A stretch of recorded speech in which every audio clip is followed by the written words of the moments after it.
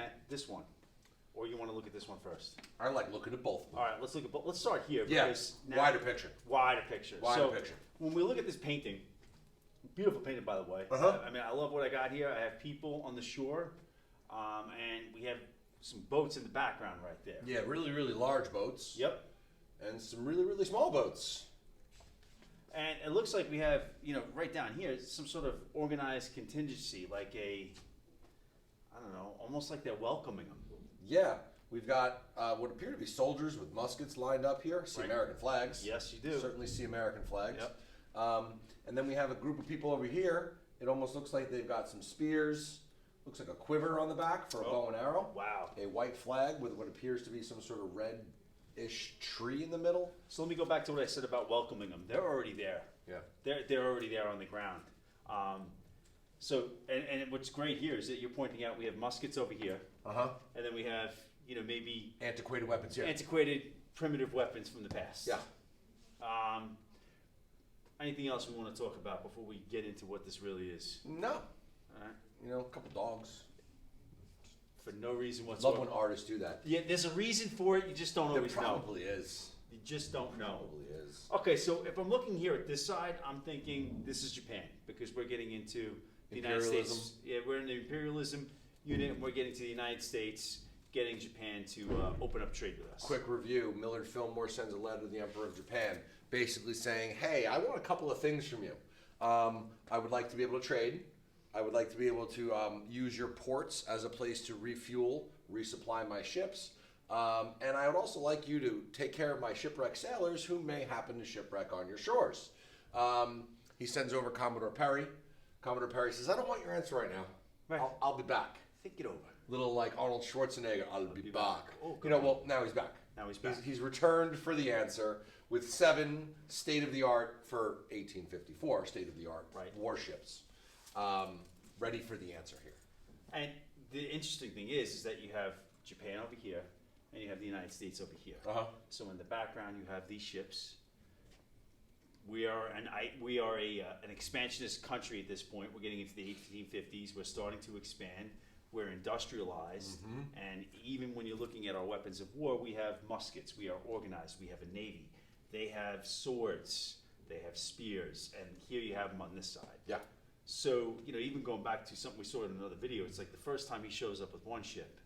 Now he's going back for an answer, and now he has several ships. Not quite an armada, but but close to it. It's flirting with it. pretty darn powerful. But the force. thing is that he doesn't need an armada. No. He just needs a real show of force Yes. because they're not going to say no. Because if they say no, there's that chance that they might go, okay, well, we're going to do this anyway. Yeah. Now, connected to this, here we have Commodore- almost like a zoom in here, Yep. right? Commodore Perry. Yep. In the front, leading his officers. Again, we see over here several U.S. sailors, U.S. flag, some sort of spear, and so obviously some sort of Japanese welcoming committee warrior. And here they're like, "Come on in. They're going to sign that treaty. We're ready to answer your question," which, by the way, is going to be yes. Right. And this is the Treaty of Kanagawa, where basically we got everything we wanted from the Japanese. Interestingly, advancement, primitive. Advanced versus primitive. Reminds us awful lot of centuries before. Yeah. 1492, the arrival of Christopher Columbus on the New World. Now, obvious differences when we compare and contrast these things. Columbus wasn't on a diplomatic mission. No. He was looking for a shorter trade route to get, where? To Asia, Right. to China, and to Yes. and Japan, and he happens to bump into North America. But very similar here, because we're seeing the primitiveness of the Taino, the Native Americans on the island of Hispaniola, Yep. and the advancement of the Spanish. Perfect. I mean, and it was, and again, we see one of the things that's common here is the cross. Yep. Because you're going to spread Christianity. But anytime we come to, this imperialism unit, you can't help to think and go back to this. Yeah. Where you're looking at, again, we're not exactly industrialized here, but we are, in terms of weaponry, much more advanced than what they have. And you could say that really this is the beginning of imperialism. Right. You know, not that not that the English didn't have colonies throughout the world prior to 1492, but this is really when they're like, hey, we need to start to get more resources for our country, more markets for our trade goods. Let's go. Let's look at these two. Now, when we get to here, right, other great things we're looking at, just to go back to the gunboat diplomacy. And the Japanese and perspective. The Japanese perspective. I mean, here you have, you know, these huge gunboats showing up again. I didn't want to just, we have these great paintings, great art. I didn't want to move away from it. But now let's look at these things together. Side by side. Side by side. You know, this isn't exactly imperialism, but can we say that the goals We're similar. similar? You know, here, you know, you think back to 7th grade, they wanted what? Gold, God, and glory, spread Christianity, glorify the Spanish crown, gold. You know, over here, do they want gold, God, and glory? Well, they certainly want the gold. Yeah, they certainly want if the gold gold. is a metaphor for wealth. Yes. You know, and glory, you know, becoming a powerful nation was the goal of the United States. We were late to the game of imperialism. Yep. You know, while the European great powers were industrializing and were colonizing the world, we were just getting our feet wet. You know, winning a revolution and so forth. Any other similarities we see between these two?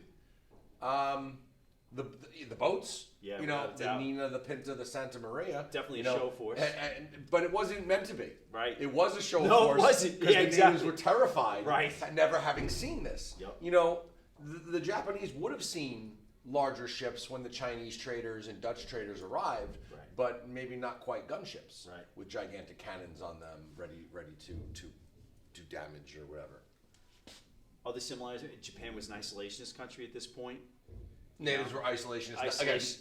Again, Not by choice. not by choice. Just They were. hadn't experienced a lot of the outside world.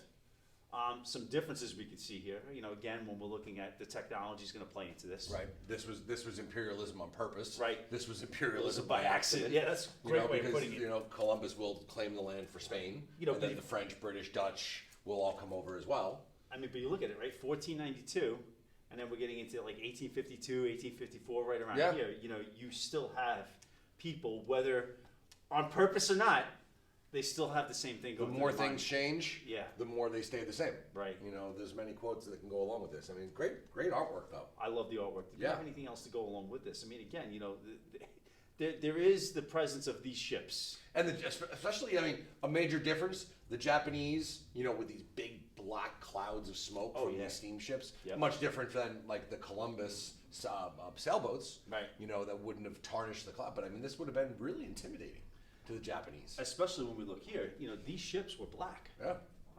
This wasn't like your big. Not your great white fleet of the, White, late yeah. 1800s, Silver, early steel. 1900s. Yeah. Exactly. These are ships. They're black. You know, there is that look. Yeah, it's intimidating. Cool. Anything else we need this? Nope. It's All right, great. Well, thanks for watching.